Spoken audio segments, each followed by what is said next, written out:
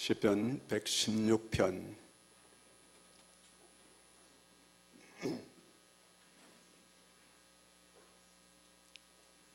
한 절씩 같이 교독하도록 하겠습니다. 116편 12절에서 19절까지. 내게 주신 모든 은혜를 내가 여호와께 무엇으로 보답할까? 여호와의 모든 백성 앞에서 나는 나의 소원을 여호와께 갚으리로다.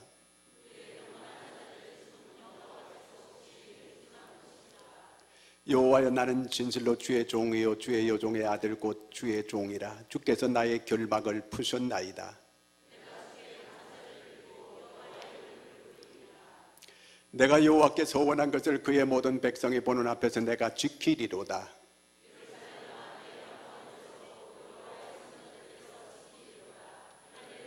아멘.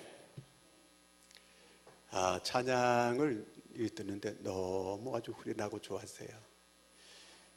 제가 아는 목사님인데 그 결혼식 때에 그 세 사람이 이 결혼식 때 축하 그 곡을 불렀어요. 근데 거기 앉아있던 분이 너무 은혜를 받았나 봐요. 그래서 자기가 5억을 그분들에게 주었어요. 놀랍죠?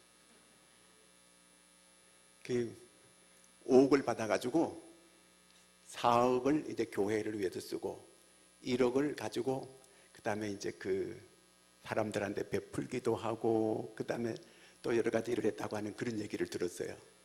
근데 그분이 현대에 있는 그런 분이라고 하더라고요. 얼마나 그 본인이 감동이 됐으면 그렇게 했겠어요. 자, 오늘은 추수감사절입니다.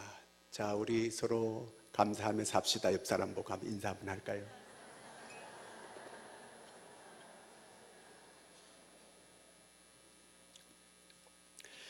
국민일보에 장상이라고 하는 분이 그 글을 써놨는데 이런 내용을 썼어요. 그분은 이화여대 총장을 했던 분이고 그리고 또 국무총리 서리를 했던 분이에요. 그리고 그분이 목사님이기도 하죠. 근데 그분이 자기가 일평생을 70년 이렇게 쭉 살아왔는데 이걸 한약 보자기에다가 이렇게 짜면 감사만 뚝뚝뚝뚝 떨어질 것이라고 이렇게 얘기했어요.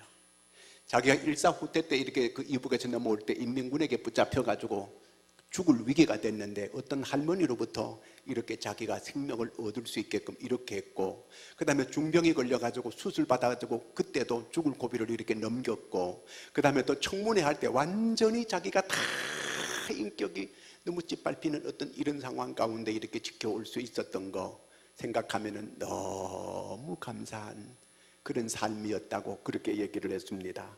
그분만 그러겠어요. 우리 모두가 다 일평생 오늘 내가 있기까지 이 모든 게 다 하나님의 은혜인 줄로 믿습니다. 저는 이렇게 날씨가 춥게 되면 저희 어머니가 생각이 나는데 저희 어머니는 5남매를 키우면서요. 그 시골에서는 옛날에 그 세탁기가 없었잖아요. 그러면 그 5남매 겨울에 빨래를 해야 되는데 이제 집에 가마솥에다가 그 빨래를 전부 삶아요. 그래서 다라에다가 이렇게 이고 냇가에 가는 거예요. 냇가에는 얼음이 다 얼어 있잖아요. 그 얼음을 깨가지고 거기에 그때는 고무장갑도 없었어요. 거기 빨래를 하는 거예요. 손이 다 빠져나갈 것 같이 그렇게 손이 시린 거예요. 호호 불면서 이렇게 빨래해가지고 그리고 다시 머리에 또 이렇게 이고 그 다라에 담아가지고 오는 거예요. 그리고 마당에 이렇게 새끼줄이 이렇게 빨래줄이 있어요. 거기다 이렇게 널어요. 그러면 전부 다 그 빨래가 미역이 돼요. 그러면서 이렇게 고드름이 열리고 쭉 그렇게 달린 걸 볼 수 있거든요. 자, 저희 어머니는 그렇게 살아오시면서도 한 번도 원망하거나 불평하거나 신세 타령을 하거나 그런 적이 한 번도 없었어요. 제가 봐도 한 번도 우리 어머니는 불평하거나 또 원망하거나 그런 걸 들어본 적이 없어요. 옛날에 살기가 얼마나 힘들었어요. 그 어려운 고비고비 넘길 때마다 다 참고 견디고 그렇게 지나오셨거든요. 그런데 이제 나이가 들고 철이 들게 되니까 그때 내가 어머니한테 왜 좀 잘 못해드렸던가, 조금 더 잘했으면 얼마나 좋았을까, 마음이 아플 때가 많아져요. 이제 좀 효도하고 싶지만 세상에는 안 계시는 거예요. 자, 그래서 늘 아쉬운 거예요. 그때 조금 더 잘했더라면 좋았을 걸, 이런 마음이 드는 거예요. 제가 독일 기자가 아프가니스탄에 대해서 기록한 걸 읽어봤는데, 그 아프가니스탄의 여자들이요, 자유라고 하는 게 숨 쉬는 자유밖에 없대요. 거기 보니까 아프가니스탄 여자들은 베란다에 나가서 이렇게 세상 구경을 할 수 있는 그런 자유도 없대요. 사진 찍을 수도 없어요. 비디오 찍을 수 없어요. 가게 가가지고 남자 점원하고 이렇게 흥정을 할 수도 없어요. 공중 목욕탕에 가도 안 돼요. 버스 탈 수도 없어요. 그 다음에 또 택시도 못 타요. 학교도 못 가요. 자전거도 못 타요. 아무것도 할 수 없어요. 그리고 이성적으로 어떤 문제가 있게 되면 돌로 쳐 죽이는 거예요. 이렇게 비참하게 살아가고 있어요. 오늘 우리 여자분들은 정말 조금 더 불평하지 말고 감사하고 살아야 될 줄로 믿습니다.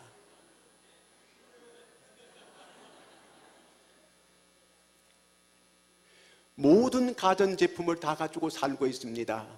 지금은 세탁기 없는 집이 없어요. 밥하는 그 밥솥, 전기 밥솥 없는 집 없어요. 다 갖추고 살아요. 그런데도 원망과 불평이. 제가 엊그저께 어느 저녁에 음식점에 갔는데 음식점이 손님이 꽉 찼는데 95%가 전부 여자들만 앉아가지고 전부 음식을 먹고 있는 걸 보고, 이야, 세상이 여자 세상이구나.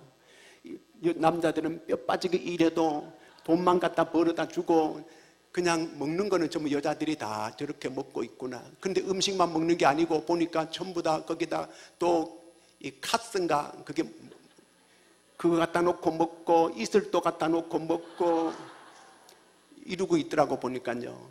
그러면 좀 너무너무 시끄럽게 떠들면서 이렇게 있는 모습을 보고, 지금은 여자 세상이구나.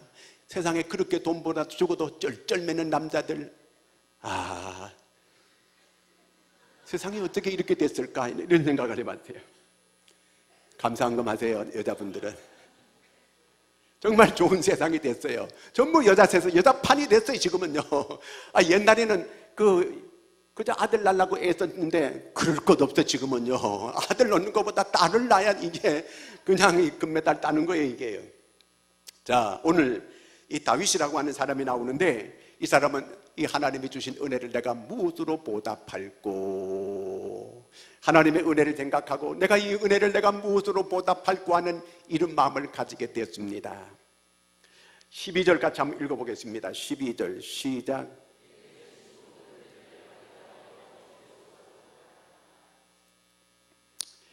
내게 주신 모든 은혜. 다윗은 자기가 하나님께로부터 받은 은혜를 하나하나 생각해 보니까 이 은혜가 정말 큰 것을 깨달았어요. 어릴 때에 그는 양치기 하면서 양과 함께 살아왔거든요. 그 산속에도 양칠 때 짐승들이 양 잡아 먹으려고 오는 거예요. 그러면 곰하고 같이 붙어 싸우고 사자하고 붙어 싸우고 이렇게 했다고 하는 게 성경에 나옵니다. 여러분, 어떻게 어린애가 사자를 싸워 이길 수 있겠어요? 곰과 싸워서 어떻게 이길 수 있겠어요? 그런데 곰을 찢기도 하는 이런 아주 그 능력을 발휘한 것은 전적인 하나님의 은혜였는 줄로 믿습니다. 그렇게 해서 그가 살아남았을 뿐만 아니라 나중에 골리앗하고 그렇게 그 골리앗을 물리치게 될 때도 어떻게 우리가 인간적으로 보면 비교나 되겠어요, 골리앗에게. 그런데 하나님의 은혜로 그 골리앗을 쳐가지고 물리치게 됐고 골리앗을 이기게 됐잖아요. 그런데 그게 끝이 아니었어요. 그리고 이기고 나니까 사람들이 다윗은 만만이고 사울은 천천히라고 하는 이 소리를 듣고 사울 왕이 눈이 뒤집혀져 가지고 자기 사위인데도 불구하고 그 사위를 죽이려고 창을 던져 가지고 몇 번 죽을 뻔했는데 하나님의 은혜로 살아남게 됐지요. 그럴 뿐만 아니라 그는 자기 사울 왕이 부하를 시켜 가지고 10년 동안 몇천 명을 풀어 가지고 이 다윗을 죽이려고 쫓아다니는 거예요. 그런 그 기막힌 그런 그 고난 속에서 이 다윗이 지나왔는데, 지나놓고 생각해 보니까 하나님이 아니었으면 이 땅에 그는 살아남지 못할 사람이었거든요. 그렇기 때문에 그는 그 은혜를 생각하는 거예요. 이 은혜를 내가 무엇으로 보답할꼬? 무슨 은혜가 가장 큰 은혜인가? 13절 같이 한번 읽겠습니다. 시작. 내가 구원의 잔을 들고 여호와의 이름을 부르며, 여러분 뭐니 해도 뭐니가 최고가 아니고 구원이 최고 큰 은혜인 줄로 믿으시기 바랍니다. 구원받았다고 하는 것만큼 세상에 이 값지고 보배로운 게 세상에 없는 거예요. 어떤 것을 통해서도 우리는 이 구원을 얻을 수가 없어요. 구원은 전적인 하나님의 거저 주는 선물인 줄로 믿습니다. 하나님이 선택해서, 하나님이 예정하고 선택해서 우리를 불러서 하나님의 자녀가 되게 만들어 주신 거예요. 그렇기 때문에 우리는 하나님께 감사한 거예요. 전혀 내 공로가 아니었거든요. 전적인 하나님의 은혜였거든요. 이 구원의 은혜만큼 큰 게 없어요. 히스기야 왕이 아수르 군대가 쳐들어와가지고 북쪽 나라를 다 멸망시키고 남쪽 유다 나라를 쳐들어왔어요. 지금 다 나라가 점령되고 예루살렘 성만 에워싸고 있는 군사가 18만 5천 명이에요. 그 안에서 꼼짝도 못하고 이제 쥐죽은 듯이 갇혀있는 이 히스기야가 그 밤에 하나님의 성전에 나가서 기도했더니만 하나님이 그 모든 아수르 병사들을 밤 사이에 송장이 되게 다 만들었어요. 큰 승리를 자기가 거두었습니다. 그리고 또한 얼마 있다가 이 히스기야 왕이 죽을 병이 걸렸어요. 그래서 또 하나님께 벽을 향하여 기도했더니만 생명을 15년 연장시켜 주었습니다. 이런 때에 이 바벨론 나라에 그 사신들이 올라왔어요. 히스기야 왕의 병문안을 온다 합시고 이렇게 그들이 염탐하러 온 거예요. 그럴 때 그 히스기야 왕이 자기 자랑을 하는 거예요. 그러면서 궁궐 안에 있는 모든 보물 창고들을 다 열어 보여주고 무기 창고도 여러 가지 보여주고 궁궐에 보여주지 않는 것이 없었더라. 자기를 드러내고 싶어하고 자기를 자랑하는 여기에 열을 올리다 보니까 하나님은 온데간데 없고 모두가 다 지 능력으로 지가 오늘 이렇게 번듯하게 가지고 살고 있는 것으로 이렇게 생각하고 하나님을 드러내지 않았다 그랬어요. 그래서 하나님께서 이사야 선지자를 보내가지고 이제 당신은 당신 뒤에까지만 있고 당신 후대에는 이 모든 보물이 다 바벨론 나라에 옮겨지게 될 것입니다. 당신의 후손들도 바벨론 나라에 다 이렇게 옮겨지게 될 것이라고 하는 이러한 하나님의 심판이 그에게 주어지는 걸 볼 수 있습니다. 여러분, 하나님의 은혜를 크게 깨닫고 그 은혜에 감사하는 자에게 하나님은 계속 은혜를 더 부어주시는 줄로 믿으시기를 바랍니다. 그렇잖아요. 은혜를 모르는 그런 사람에게는 더 이상 하나님께서 은혜를 줄 수 있겠습니까? 다윗은 하나님의 은혜가 하도 자기에게 커서 시편 103편 2절에 이렇게 그는 고백을 했습니다. 시작. 내 영혼아 여호와를 송축하며 그의 모든 은택을 잊지 말지어다. 자기가 자기 영혼에게 이렇게 고백하는 것. 너는 하나님의 은혜를 잊으면 안 돼. 너 하나님의 은혜를 잊으면 안 돼. 그러면서 자기가 자기 영혼에게 명령을 내리는 거예요. 너는 하나님의 은혜를 잊지 마라. 너는 하나님의 은혜를 잊지 마라. 자기가 자기에게 명령하는 거예요. 이렇게. 여러분, 다윗이 이렇게 했다면 오늘 우리도 이렇게 해야 될 줄로 믿습니다. 하나님 은혜 감사합니다. 제가 입을 들고 사는 한 해는 원망하지 않고 불평하지 않고 하나님 앞에 감사하고 살 수 있게 살겠습니다. 이렇게 결심할 수 있는 여러분들이 되기를 바랍니다. 어떤 그 70년대에 한 노인이 재혼을 했어요. 자기 이제 본부인은 돌아가셔서 재혼을 했어요. 그런데 재혼한 분이 너무 착하고 참 이렇게 그 노인한테 잘해줬어요. 그래서 이 노인이 감동이 돼서 자기 재산이 많이 있거든요. 그걸 그 부인한테 전부 상속을 다 해줬어요. 그랬더니 그 자녀들이 계모 엄마를 고소를 했어요. 이제 그 자기 아버지가 돌아가셨거든요. 자기 아버지 재산을 빼앗기 위해 가지고 농약을 먹여 가지고 우리 아버지가 돌아가셨다고 이렇게 고소를 했어요. 그래서 1심에서 무기징역을 사형언도를 받았어요. 계모 엄마가. 그래서 2심 재판에서 이제 모든 그 시체를 보고만 결과 전혀 그런 사실이 아니에요. 약물로 인해서 죽은 게 아니에요. 그래서 무죄가 됐어요. 이 계모 엄마가 그 재판장 앞에서 통곡하면서 우는 거예요. 사형해서 이렇게 무죄로 판결이 나게 되니까 너무너무 감격해서, 죽을 목숨이 살게 되니까 너무너무 감격해서 감격의 눈물을 흘리게 됐던 것입니다. 우리는 영원히 죄로 말미암아 죽을 수밖에 없는 우리를 하나님께서 우리를 구원하여 하나님의 자녀가 되게 이렇게 만들어 주셨습니다. 그렇다면 우리는 정말 그 하나님의 구원의 은혜에 대해서 날마다 감격하고 감사하며 찬송하며 살아야 마땅한 줄로 믿습니다. 우리는 성공자들이에요. 여러분, 세상에서 뭐 성공했다고 하고 출세했다고 하고 뭐 이렇게 대단한 벼슬을 하고 떵떵거리고, 그게 출세가 아니에요. 진정한 성공자는, 영혼 구원받은 자가 진정한 성공자임을 믿으시기 바랍니다. 여러분은 다 성공자예요. 이 세상에 노벨상을 받았다 해도 그 사람은 성공자가 아니에요. 진정한 성공자는 영혼 구원받은 사람이 진정한 성공자다, 그 얘기예요. 그리스도 안에 하나님의 자녀가 된 우리는 누구도 정죄할 수 없어요. 누가 세상에 우리를 다 욕한다 할지라도 우리는 절대로 정죄함을 받지 않는다고 하는 거. 그리스도 안에서 우리는 다 하나님으로부터 다 우리의 죄 문제는 십자가에서 해결된 줄로 믿습니다. 이렇게 우리는 하나님의 자녀가 됐어요. 이 구원의 은혜, 이 은혜보다 더 큰 은혜는 세상에 없어요. 이 한 가지만 가지고도 더 입을 열어 하나님께 감사하고 감사하고 찬양하고 이렇게 살아야 할 줄로 믿으시기 바랍니다. 그 다음에 우리가 하나님께서 구원만 딱 시켜놓고 야, 천당 가서 그때 가서 보자, 이렇게 끝나는 게 아니에요. 하나님이 이스라엘 백성들을 애굽에서 거기서 구원시켜 주셨어요. 자그마치 장정만 60만을 구원시켜 주었어요. 430년 동안 노예살이 하던 그를 거기에서 다 구원시켜 주었어요. 어린아이 여자들까지 합치면 200만 정도 되는 사람들을 다 구원시켜 주었어요. 그래서 그들을 이끌어가지고 어디로 갑니까? 광야로 가는 거예요. 광야는 사막이에요. 사람은 사막에서 살 수 없어요. 사막에는 아무것도 없어요. 거기는 어떤 열매도 없어요. 어떤 먹을 만한 것들이 없어요. 그리고 낮에는 너무 뜨거워요. 밤에는 너무 추워요. 그런데 하나님께서 그들을 광야로 인도합니까? 하늘에 추울 때는 불기둥을 띄워주지요. 낮에는 너무 뜨거우니까 구름기둥을 띄워주지요. 어떻게 먹고 살게 만들어줘요. 하늘에서 만나를 내려가지고 다 먹는 거 지장 없게 만들어주지요.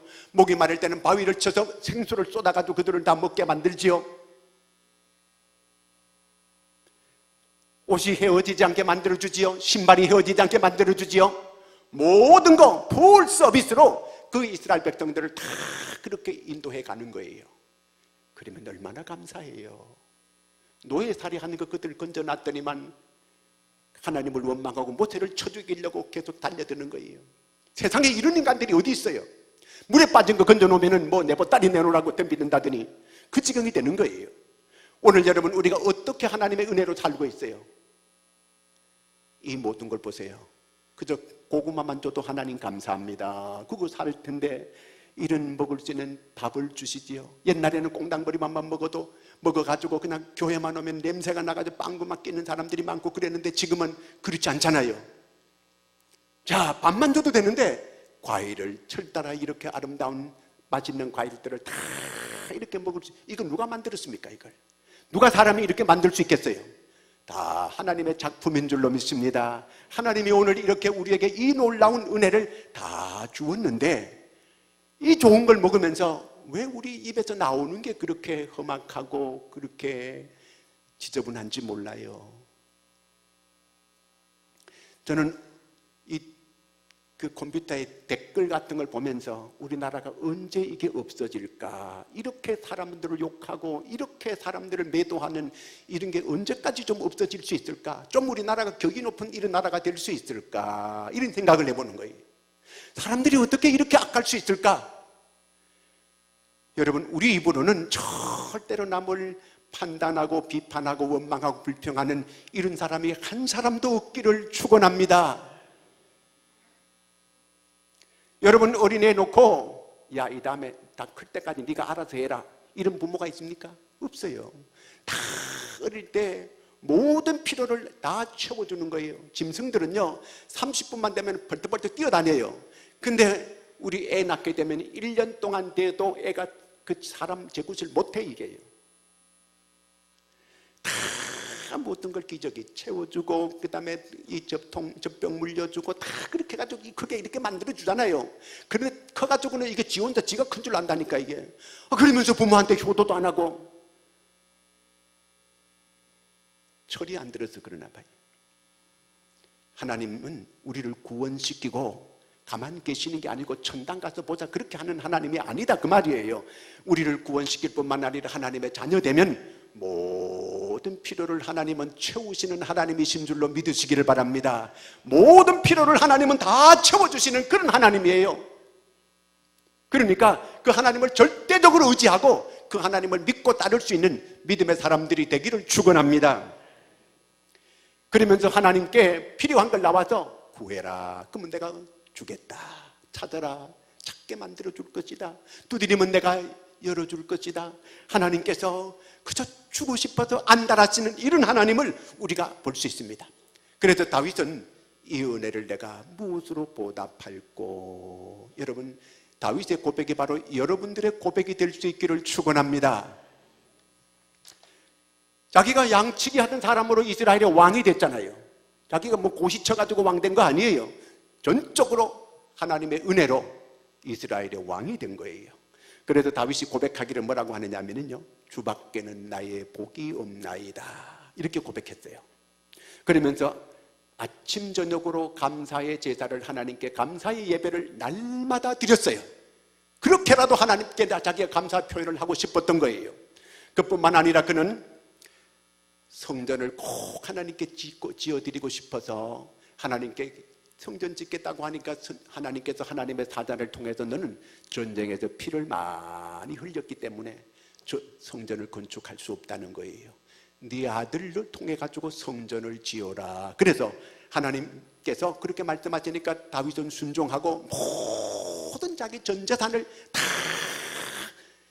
성전 짓기 위하여 다 하나님께 드려서 솔로몬 성전을 그래서 건축할 수 있게 된 것입니다. 이렇게 해서 그는 하나님께 정말 말로만 이 은혜를 무엇으로 보답할고 그렇게 한 게 아니고 실제로 하나님께 정말 감사했던 이런 사람이 다윗이에요. 그러니까 하나님께서 계속해서 그를 세우시고 그에게 은혜를 더 주시는 거예요. 그뿐만 아니라 그는 사람에게도 자기가 은혜 받은 걸 꼭 갚는 사람이었어요. 자기 아들 압살롬이 쿠데타를 일으켜서 아버지를 죽이고 자기가 왕이 되려고 하는 거예요. 이때 다윗이 막 도망을 가는 거예요. 머리를 풀어쥐고 맨발로 도망가는 거예요. 자기 부하들과 함께 같이 아들을 대적해가지고 아들 군사와 같이 싸울 수도 있지만 아들하고 싸워서 남는 게 뭐가 있겠어요? 아들 죽인 아버지, 아버지 죽인 아들, 있을 수가 없는 거예요. 그렇기 때문에 그는 도망을 쳤는 거예요. 아무것도 가지고 간 것이 없어요. 이제 굶어 죽게 생겼어요. 그때에 사무엘하 17장에 보면은 바드실레라고 하는 사람이 모든 음식을 가져오고 이 왕의 침대까지 준비해 가지고 와가지고 다윗을 공개하는 거예요.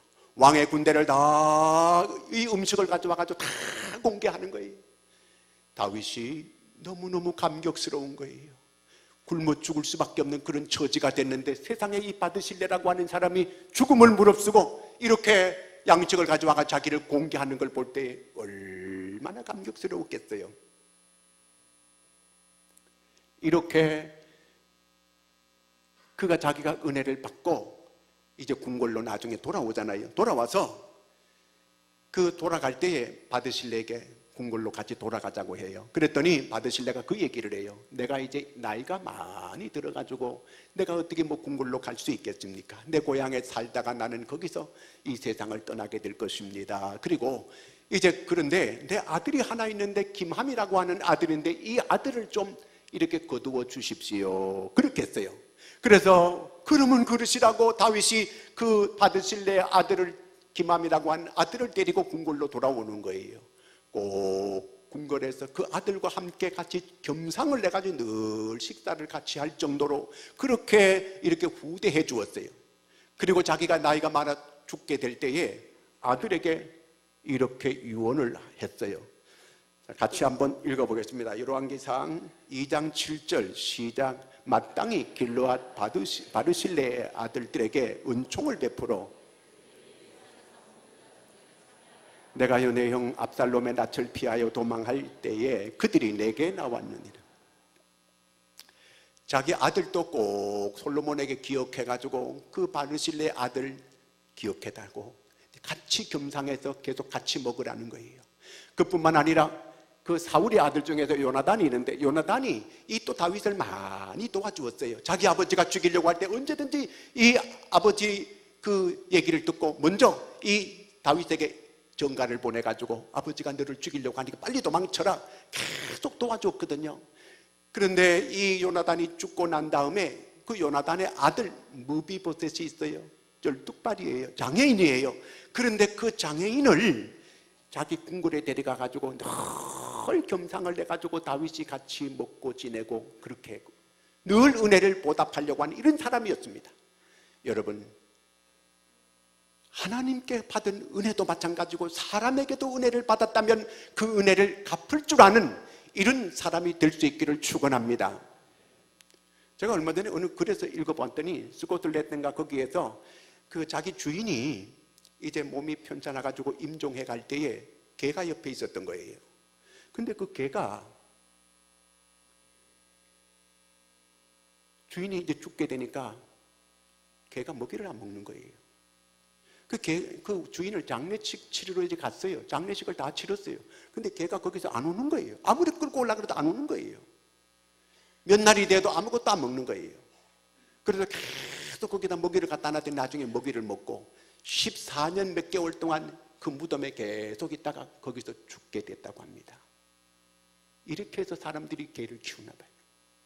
사람들은 은혜를 배반해요. 사람들은 은혜를 배신해요. 그러나 짐승은 안 그렇거든요. 짐승만도 못한 거예요. 그랬으면 되겠어요? 하나님의 은혜를 꼭 이 다윗처럼 이 은혜를 내가 무엇으로 보답할꼬 내 영혼아 여호와의 은택을 잊지 말지어다 이렇게 고백하고 이렇게 은혜를 갚으려고 하는 이러한 다윗, 하나님이 얼마나 그 다윗을 좋아하시겠어요? 하나님이 누구에게 은혜를 베풀어 주시겠어요? 1923년도에 일본 도쿄에 대지진이 일어났습니다. 20만 명이 죽고 250만 명이 이재민이 됐어요. 이때에 미국에서 150척의 배에다가 구호물자를 싣고 일본을 도와주러 와서 다 그들을 도와줬습니다. 일본 왕이 이 은혜를 영원히 잊지 않겠다고 일본 왕이 친필로 그렇게 썼어요. 그런데 20년 지나고 1943년도에 일본은 진주만을 공격했어요. 하와이만을 공격해서 거기에 미군 3천여 명을 바다에 수장을 시켰습니다. 그 수장된 그 미군들 아직도 끌어올리지 않았어요. 그대로 바다 밑에서 그대로 있어요. 은혜를 배은망덕하게 갚은 거예요. 여러분, 우리나라가 6.25 때에 다 부산만 남고 공산화가 될 그런 지경에 있게 될 때에 미군이 우리나라 와서 4만 명 가량이 죽었습니다. 우리나라를 위해 싸우다가. 그리고 무모하게 이 메가더 장군은 인천 상륙작전을 감행해서 이 나라를 공산화해서 건져주었어요. 그때 만약에 미군이 안 도와줬다면 우리나라는 공산화됐을 것이고 우리는 공산화 밑에서 김정은이 밑에서 신음하고 그렇게 살아갈 수밖에 없었을 거예요. 저는 어려서 미군들이 준 밀가루로 수제비도 만들어 먹고 국수도 만들어 먹었어요. 그리고 그들이 보내준 그 옥수수 가루를 점심때마다 빵으로 학교에서 주는 걸 얻어먹었습니다. 우리는 그 은혜를 잊지 말아야 되는 거예요. 늘 은혜를 알고 은혜를 우리가 갚을 줄 아는 이런 믿음의 사람이 되어야 될 줄로 믿습니다. 다윗은 이 은혜를 무엇으로 보답할꼬 하면서 어떻게 은혜를 갚으려고 했냐면은 오늘 14절 말씀 읽겠습니다. 시작. 여호와의 모든 백성 앞에서 나는 나의 서원을 여호와께 갚으리로다. 자기가 하나님께 서원한 것부터 먼저 갚겠다는 거예요. 사람이 언제 서원해요? 다급할 때 서원한 거거든요. 하나님, 이번 문제만 잘 해결해 주시면 내가 하나님 앞에 이렇게 하겠습니다. 하나님, 이 죽을 병만 고쳐만 주면 내가 목숨 걸고 하나님을 위해서 내가 헌신하고 충성하겠습니다. 다급할 때 우리가 하나님께 이렇게 기도할 수 있는 거거든요. 그런데 문제가 해결되면 사람들은 잊어버려요. 야곱이 그랬습니다. 야곱이 하나님께 서원했어요.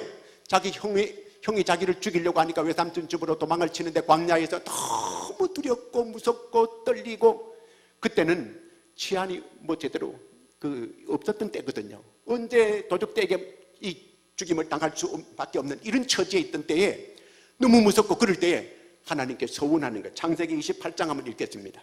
시작. 내가 평안히 아버지 집으로 돌아가게 하시면 여호와께서 나의 하나님이 되실 것이요 내가 기둥으로 세운 이 돌이 하나님의 집이 될 것이요 하나님께서 내게 주신 모든 것에서 10분의 1을 내가 반드시 하나님께 드리겠나이다 하여 세 가지를 하나님께 서원했어요. 20년이 지났는데 정말 하나님께서 그가 평안히 돌아올 수 있게 해주었어요. 거부가 되게 만들어 주었습니다. 그런데 그는 하나님께 서원한 걸 까맣게 다 잊었어요. 그런데 세겜에서 딸 때문에 큰 사건이 일어났어요. 그래서 야곱이 그때 번쩍 생각나가지고 야반도주 해가지고 베델로 올라갑니다. 그러면서 서원을 지켰습니다.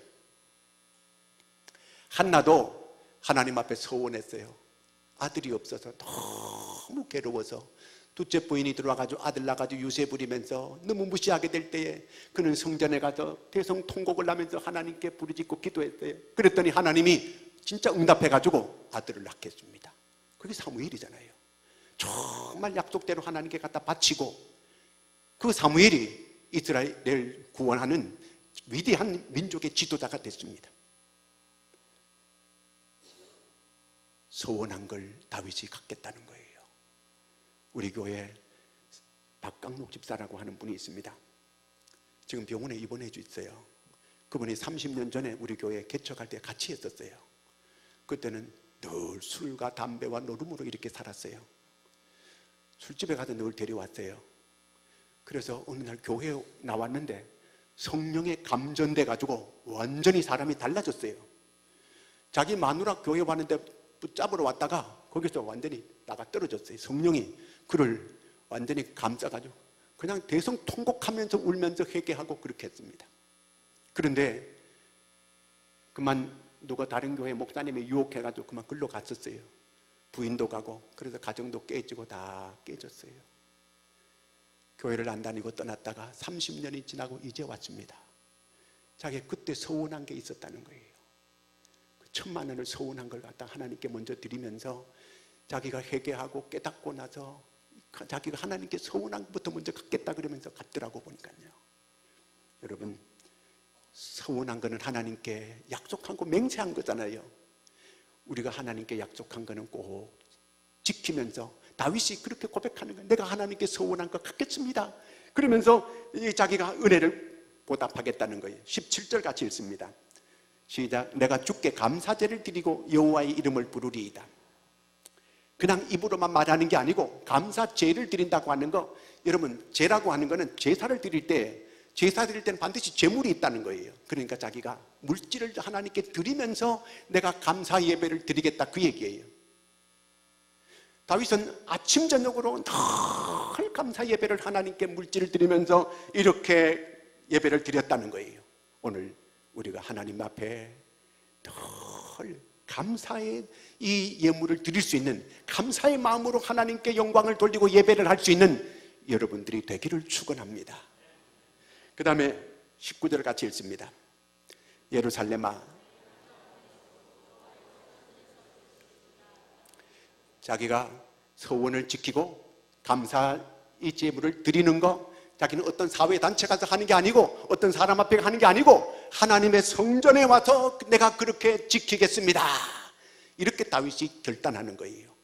하나님의 성전에서 여러분, 다윗처럼 정말 한 해 동안 베풀어 주신 은혜를 깊이 깨닫고 이 여호와께서 베풀어 주신 은혜를 무엇으로 보답할고 이러한 말씀이 여러분에게 충만하게 임하기를 주의 이름으로 축원합니다. 기도하겠습니다. 하나님 아버지, 오늘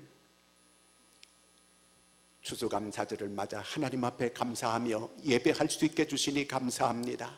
참으로 이 모든 은혜, 놀라운 구원의 은혜, 또 우리의 이 섭리의 은혜 하나하나 생각할 때마다 그저 감사밖에 할 수밖에 없는 저희들인데 우리의 입으로 불평이 나고 원망할 때가 많았던 우리를 용서하여 주시옵소서. 진심으로 하나님께 감사와 영광을 돌리며 살아갈 수 있는 저희가 되게 하여 주시옵고 다윗의 이 감사의 결단이 오늘 우리 모두의 결단이 되게 하여 주시옵소서. 예수님의 이름으로 기도하옵나이다.